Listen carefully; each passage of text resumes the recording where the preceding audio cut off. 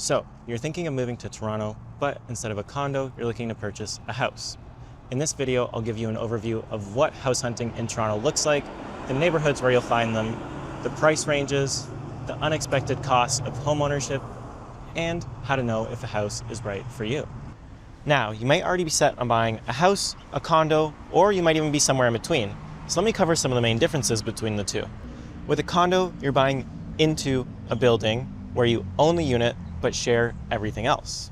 You get amenities like a gym, a pool, concierge, party room, and all of that can be pretty convenient, especially when you live downtown.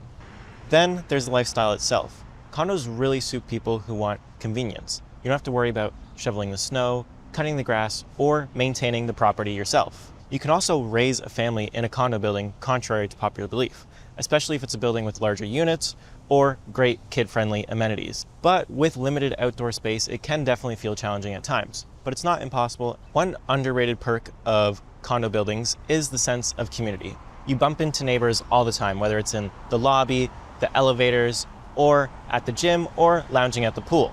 Many buildings also host resident events, so you really get to know your neighbors over time. And that can help build a strong sense of community, which sometimes you don't always get in a neighborhood, especially if your neighbors aren't in the same kind of demographic as you age-wise, or if they're just not as sociable. Security is another major difference. Good condo buildings have concierge staff who get to know residents and perform regular security patrols. They have cameras everywhere, and you require fob access to get into the building and to get into the parking garages. In a house, it's just you, your doors, and maybe an alarm system. Being on the ground can definitely make you feel more vulnerable, especially compared to the controlled environment of a condo. Houses, or freehold properties, as you'll sometimes hear me call them, flip that whole condo lifestyle right on its head. You own the land and the building, and with that, you're responsible for everything. But at the same time, with that comes no condo fees, no annoying fire alarms, and no elevator wait times. With that, you also get more privacy, more independence, and usually more space at the same time. But the trade-off is higher upfront cost and taking care of all the repairs yourself. But for some people, that independence that comes along with it and having more privacy and your own backyard for kids or pets to play with and go outside is usually worth the extra upfront cost and trade-off. So now that you know the trade-off between condos and houses, the next step is figuring out where in the city you can actually even find houses to buy and what types are common in each area. And just as importantly, what kind of lifestyle each neighborhood offers. If you want to stay close to downtown, you're looking at mainly older Victorian and Edwardian semi and row homes. Think areas like Cabbagetown, Trinity Bellwoods, Little Italy, the Annex, or Kensington. They've got tons of historical character, but they come with smaller lots and much bigger price tags than other areas. The lifestyle here is very urban. Walkable streets, transit access, nightlife, cafes, great restaurants, farmers markets, festivals, and the hustle and bustle of Toronto just steps away. You do sacrifice some space and quiet, so these areas are ideal if you thrive on activity and love the city. They're also great if you have to commute to work in the downtown area or just have to be downtown for whatever reason regularly. You have great transit access. You can walk and bike to pretty much anything that your heart desires. Relying on a car will definitely be a challenge because you have the traffic of downtown, but that doesn't matter because, like I said, it's pretty accessible by walking, biking, or TTC. If you love historic architecture and the buzz of downtown living, it's also an amazing option for those reasons. Now, if you're looking for a bit more space, but still that convenience of the Toronto core, then Midtown might just be the place for you. Think areas like Summerhill, Leaside, Davisville, and Forest Hill.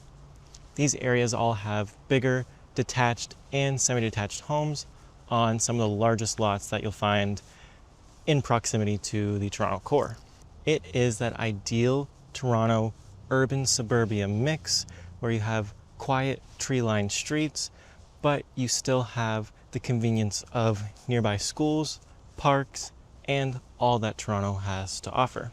Commuting is easy with walking or biking, and you're close to Yonge Street, so Commuting with the TTC is easy there as well. And if you have to drive, you're not stuck in the Toronto core. It's not too bad to go up Mount Pleasant or Yonge and get around areas. You're also close to tons of local businesses that offer you convenience that just can't be matched anywhere else. The people here really make Midtown feel established and like a strong community that you would love to call home. Now, the East End has these famous neighborhoods: Leslieville, Riverdale, the Beaches, Danforth. This area is extremely popular with young families. You'll find a lot of semis and detached homes with character, and it is also just such a cozy neighborhood with lots of parks nearby, and it's such a walkable area. You're close to downtown, and so the lifestyle here is blended. You still get the trendy shops and restaurants that you do with being in an area close to downtown, but at the same time you get a lot of the family-friendly perks, like good schools, parks, green space, nice community centers, family-friendly areas, and walkable streets. The Beaches also offer that rare Toronto combination of lakeside living with sand and boardwalks, making it feel a little more relaxed than other neighborhoods. So in the East End, Beaches is almost like its own separate town, but you're still close to downtown, so you get all that convenience and benefits of that. But you have almost this kind of beachside-y vibe town. And then Leslieville and Riverdale and Greenwood Coxwell and those other East End neighborhoods are a little different because they don't necessarily feel like their own little town, but they do definitely feel very community oriented, family friendly, and they have lots of green space and parks with tons of playgrounds. I would say that Riverdale and Leslieville lean towards the more kind of hip, trendy, creative energy in those neighborhoods, and then the Beaches is a little more just laxed and chill on the other hand. So in the West End, like I said, you get more of that suburban life with neighborhoods like Roncesvalles, Runnymede, High Park, Swansea, Bloor West Village, Alderwood. The list goes on and on, really. There are tons of neighborhoods in the area. And these are some of the most family-oriented parts of the city. Big, huge lots, big homes, large backyards, and yet you do still get some of the perks of being in Toronto, like transit access, but you don't have as much convenience as you would in the East End or being closer to the downtown core. There is tons of green space in the West End. Streets are filled with small independent shops and restaurants, so that allows you to support great local businesses. And then you also have High Park, which especially stands out as the largest green space in Toronto. And High Park really shapes the lifestyle of the surrounding area. It's an active area. People love the outdoors. They love to go out for their walks with their dogs, their kids, go for runs, biking. Then with other areas like the Junction, it's got a reputation for being kind of with the younger crowd, a little more artsy, cultural, and trendy. Then at the same time, you also have neighborhoods like Roncesvalles, which then has an older crowd and really sticks with its European roots. If you push further out, then North York and Scarborough have much bigger lots and a bit of a more suburban feel. You have lots of bungalows and post-war era homes, but you also have quite a few neighborhoods with some high-end, nicer homes. Both North York and Scarborough are almost like their own city. They're huge, have their own plazas, strip malls, and stuff within them, and then off to the side, off the main roads, are then the suburban-style neighborhoods. And it feels kind of just like any other place in the GTA, like Ajax, or Mississauga, or Brampton, or Pickering. It doesn't really feel like much of Toronto, really, but the prices say differently. Now, these areas are generally more affordable than the core of Toronto and downtown, but affordable is all relative when you're within the Toronto boundaries. The lifestyle in these neighborhoods is pretty much as suburban as it gets, really. There's a heavy reliance on cars. Getting around on foot, bike, or transit isn't impossible, but it's definitely not as easy as the other neighborhoods that I've covered today. You'll have tons of strip malls and shopping plazas, less traffic on the normal streets and main roads, easy highway access, and overall you'll just get more bang for your buck within the area.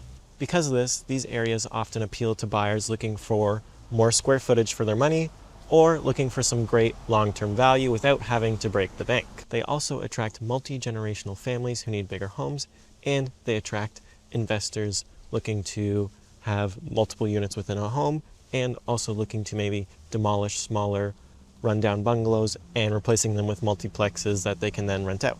So, what's the cost to live in each of these neighborhoods? Well, the price doesn't vary from home to home as much as it does from condo building to condo building, if you saw my condo guide video. Let's look at some of the neighborhoods that I mentioned earlier and check out their sold data for the year. For Cabbagetown, 36 homes have sold so far this year in the neighborhood at an average price of $1.7 million. 6 homes were detached, 13 were semis, and 17 were townhomes. Detached homes sold for an average of $3.1 million, but there was a $7 million sale that kind of skews that, so I'll give you the median, which was $2.1 million for the year. Semis sold for an average of 1.4, and townhomes also sold for an average of 1.4 million. For Little Italy, 63 homes have sold so far this year, also at an average price of 1.7 million. 9 homes were detached, 34 were semis, and 20 were townhomes. Detached homes sold for an average of 1.9 million, semis for 1.7, and townhomes for nearly 1.6 million. For the West End, let's cover some space and look at High Park, Runnymede, Swansea, and Bloor West Village all as a whole. For those areas combined, they've sold 259 homes so far this year at an average price of 1.7 million. 165 homes were detached, 72 were semis, 9 were townhomes, and 13 were plexes. Detached homes sold for an average of 1.9 million, semis for nearly 1.4, and townhomes for 1.2 million. Let's finish things off with a big look at the East End. I'll cover Leslieville, Riverdale, the Beaches, and Greenwood Coxwell. Those areas have had 615 homes sell so far this year at an average price of $1.5 million, the cheapest area so far. 225 homes were detached, 298 were semis, 77 were townhomes, and 15 were plexes. Detached homes sold for an average of 1.9 million, semis for 1 million, and townhomes for 1.2 million. So those are the stats for some of the most popular areas in Toronto. I know it's not everything, and it's only a very small few pockets of Toronto, but we don't have time to cover everything. If you want to know stats for a specific little pocket of Toronto, feel free to reach out to me or comment them down below, and I'll get back to you with those stats. Homes in Toronto have history. Many are decades old, some well over a century. And that's just because Toronto is, well, it's an old city. Sure, it's not medieval times old like you find in other cities across the world, but it definitely has its history. Because of this, most of the homes in Toronto that you find will be old because we're just not building new subdivisions because there is no room to. And if there is room to build something, we're going to build condos because we want as much density as we can within the city. Some of the older homes do get fully torn down and then replaced with something modern and new, and that is where you'll find new homes. But those are still quite rare, and not to mention millions and millions of dollars to either complete or the cost of when they're being resold. So most of the homes that you see will be old, and so I'm going to cover some of the quirks that come with that. Now, a lot of charm does come with these old homes, and that is a huge part of their appeal. But with that age does come upkeep that you need to be prepared for, both mentally and budget-wise. Because unlike condos, where a property manager is quietly maintaining everything behind the scenes, with homes, everything is all on you, and it's all your responsibility to upkeep, keep an eye on things, and maintain. So let's break it down into 3 main categories: the envelope, the system, and the structure. First, we have the envelope. Think of this as the physical barrier between the interior of your home and the elements outside. For roofing, asphalt shingles need replacing about every 15 years and cost around $8,000 to $15,000 depending on the size of the home. Another option is to go with metal or slate roofing. That can cost upwards of $25,000, but they last for much longer, around 50 to 75 years. For your basement, flooding is a common issue in older Toronto homes, especially if you're in a floodplain. Interior waterproofing can last around 25 years and can cost anywhere from $5,000 to $15,000, depending on to what extent you want to waterproof. Full exterior systems can run you over $30,000. For windows, a single window replacement can cost anywhere from $8,000 to $1,500 per window, and then a full home replacement can run anywhere from $15,000 to $30,000, depending on, of course, how many windows you have, but even just the energy performance that you choose for the windows. Now, the second category is the systems. So first off, we have heating and cooling.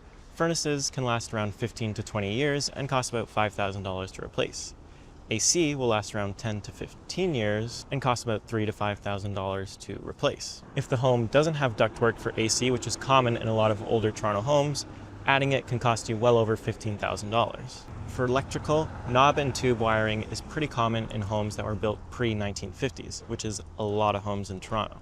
Most insurance companies have knob and tube wiring as a big no and will not insure you if you have it. Full rewiring job will cost you anywhere from $10,000 to $25,000, depending again on the size of your home and to what extent you want to do deep replacements. And then if the home did not have modern appliances installed, there's a good chance that the panel will not be able to support modern appliances, and upgrading that panel to support 100 to 200 amps can run you about $2,000 to $4,000. For plumbing, replacing lead or galvanized piping can cost anywhere from $5,000 to $15,000, depending on the size of your home. The final category is the structure.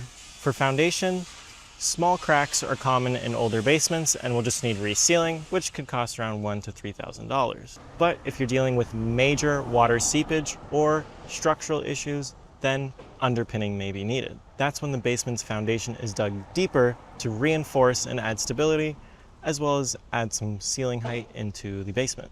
Underpinning can cost anywhere from $20,000 to over $50,000 depending on the scope of work needed.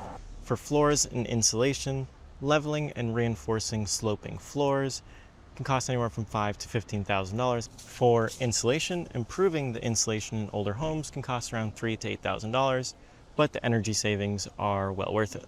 And so here's a quick graphic of what the maintenance will look like for you every 20 to 25 years. Now, most people don't own a single home for that long, but it gives you a rough idea of maybe if a home hasn't had any work done on it in the last 15 years, you can expect in the next 5 to 10, you'll have to do these things. And then this graphic will help you for if you're buying a home or thinking of buying a home that is one of Toronto's older century homes and it's been a bit neglected, hasn't had any work done on it, then you can expect to spend this amount of money on that home.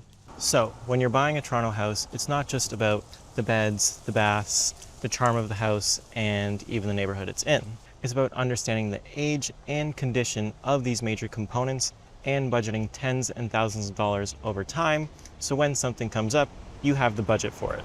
This way, your home stays safe, efficient, and comfortable. So, who are houses really best for? If you're someone who wants more space, a backyard, a quieter street, then a house makes sense for you. Families often choose houses because kids can then play outside in the backyard or in the park across the street, pets can run around, and you're not sharing walls or elevators with neighbors. If you're planning to stay in Toronto long term and you want control over your property and even just additional privacy, then again, a house is the way to go for you. Now, something that you'll often hear is that houses are for people who want to put down roots. Now, while that absolutely can be true, I don't think it tells the full story and paints the full picture, because you absolutely can put down roots in a condo, especially if it puts you in the most convenient areas of the city. The real difference and deciding factor is lifestyle, really. With a house, you're usually choosing more independence, more responsibility, and the ability to shape the home however you want. Whether that means renovating, expanding, or just creating a space that truly feels like your own and suits your needs. Houses are also great if you see real estate as a long-term investment. Like I mentioned before, houses in Toronto are scarce. Because of this, freehold homes tend to appreciate pretty steadily over time because there are no new ones being built, and the current ones just age more and more every year. There's just simply fewer of them compared to condos, and like I said, it's not like we can really build more of them. So if you want space, privacy, and a long-term investment, then a house may be the right choice for you. But if you're looking for the ideal amount of flexibility and a convenience, then don't rule out a condo either. If you're still weighing houses against condos, check out my condo guide for a side-by-side comparison. If you're curious about neighborhoods that are good options for you, whether for a house or a condo, check out my playlist called Exploring Toronto Neighborhoods. Thanks for watching. I hope this video is useful for you, if not now, then in the future. If you have any questions, feel free to reach out to me directly. My contact info is down in the description below. You can call me, text me, email me, DM me on Instagram, DM me on Strava even. Whatever works for you, feel free to reach out and I'll reply. Thanks again for watching, and I'll catch you in the next video.